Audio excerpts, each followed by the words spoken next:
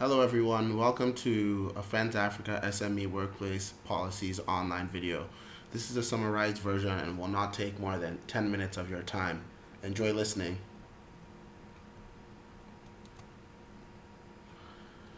Today we're going to be looking at the impact of HIV, AIDS, TB, and malaria on businesses. We will look at the components or the pieces of what goes into a comprehensive workplace program to address HIV, AIDS, TB, and malaria. And we will finally do a quick personal risk assessment on HIV, malaria, and TB.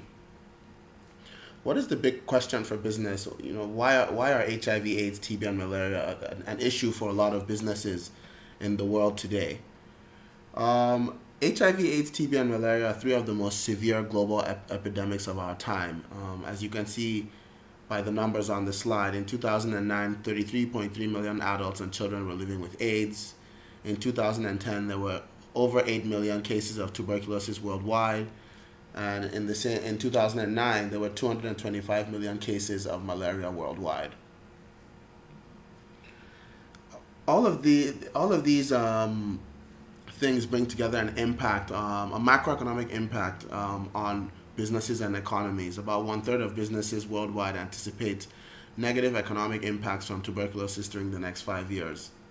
Tuberculosis is responsible for huge declines in worker productivity each year, and in endemic countries, malaria costs 1.3% of the annual GDP, or $12 billion per year, for the entire African continent. These are huge macroeconomic effects. So what is the current picture regarding the direct impact of HIV/AIDS on the labor force? There's a lot of loss of labor, and globally this has reached over 28 million. The loss of labor force participants to HIV/AIDS globally has reached 28 million people. By 2020, 14 African countries will see workforce losses of 10 to 30% if we don't do something about HIV/AIDS today. Taking a closer look at the economic impact in the workplace, a couple of things that's shown on this slide in the diagram is you have absenteeism, staff turnover, you lose skills when staff pass away, you lose knowledge. There's declining morale when people are sick and not feeling well and passing away.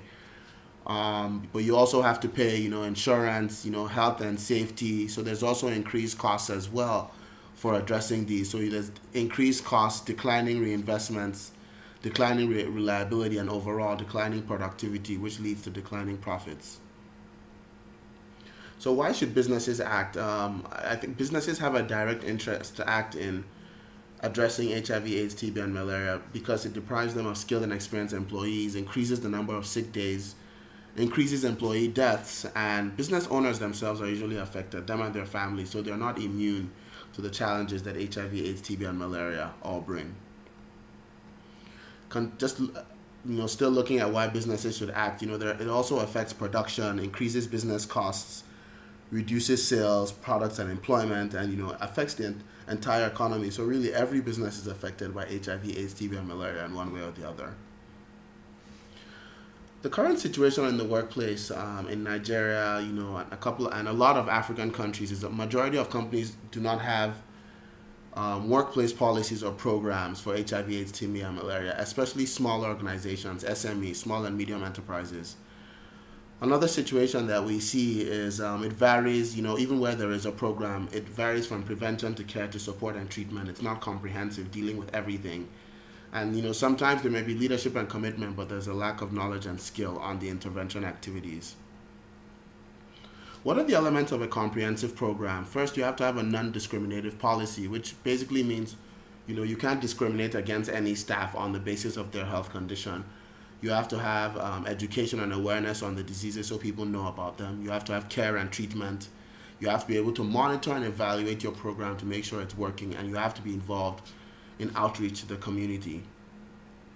Some of the steps in developing a program are: you first have to identify a focal person in your organization, sensitize top management, form a committee that works on wellness coordination, carry out an assessment, establish the needs of the program, conduct a planning workshop. This is the fifth step, and then you implement your action plan. And once this is done, you can now define what activities you will be covering, and you can monitor and evaluate and have program review meetings to assess how the workplace policy program is doing. Again, looking at kind of the diagram here, this is the way it should be set up in an organization. It starts with the leadership and commitment. You roll out your policy, you have a budget, and you embed it in your management systems and structure. You form relevant partnerships, as you're going through the spectrum of addressing whether it's HIV, AIDS, TB, and malaria. You have a prevention, awareness, and education side of your workplace policy. You have the treatment side. You have the counseling and testing side. But within all of this is done with relevant partnerships, but also ensuring that you're monitoring and evaluating what you're doing, and from time to time reviewing the program to make sure it's effective. What are some of the common mistakes we see in workplace programs in a lot of SMEs?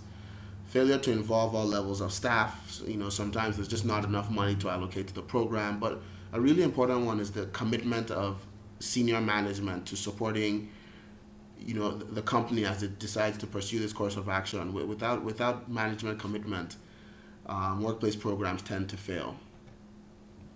An appropriate workplace program policy should be well disseminated to employees. It should not reinvent the wheel. There's a lot of existing samples small companies can use. Make sure you comply with local laws and align to national tuberculosis and malaria guidelines. And finally, the policy has to define what the company's position is on the issues. The policy should state that the company has a position where it has a non-discriminatory policy against staff that have HIV, AIDS, TB, or malaria. The company's policy and program should state that. Finally, we're going to do a personal risk assessment on HIV, malaria, and tuberculosis. A lot of times we feel that these things are far from us because we're not really affected, or we're not the ones that bad things will happen to. So we're going to go through a short list of questions, self-assessment questions that you can ask yourself and tick yes or no. So the first is a self-assessment of risk to HIV, and for each of them, just tick yes or no or not sure. Have you had more than one sexual partner? Have you had a sexual partner who is known to have had other sexual partners? Have you had sexual intercourse without using male or female condoms? Have you had sexual intercourse with someone known to have tested positive to HIV? And there's 5 other questions as well on sexual behavior and assessment of risk to HIV. Moving on to tuberculosis as well, there's a couple of questions here. Do you live in an overcrowded room with someone known to have had tuberculosis? Do you live in a known tuberculosis endemic area and eat from food vendors receiving treatment for tuberculosis? So these are the self-assessment questions of your risk to TB. And finally, the ones for malaria, which speak about, are you always bitten by mosquitoes? Do you usually work at night? So that means you're awake at night when mosquitoes are typically known to spread malaria. Do you sleep under a mosquito net? So once you answer all these questions, really, if you have answered yes or no or not sure to any of the questions, you are at risk and should ensure that your company establishes a strong workplace policy for HIV, TB, and malaria. Thank you so much for your time. For any questions, please contact Friends of the Global Fund Africa. Check out their website online at www.friends-africa.org, where they have contact information that you can address your questions to.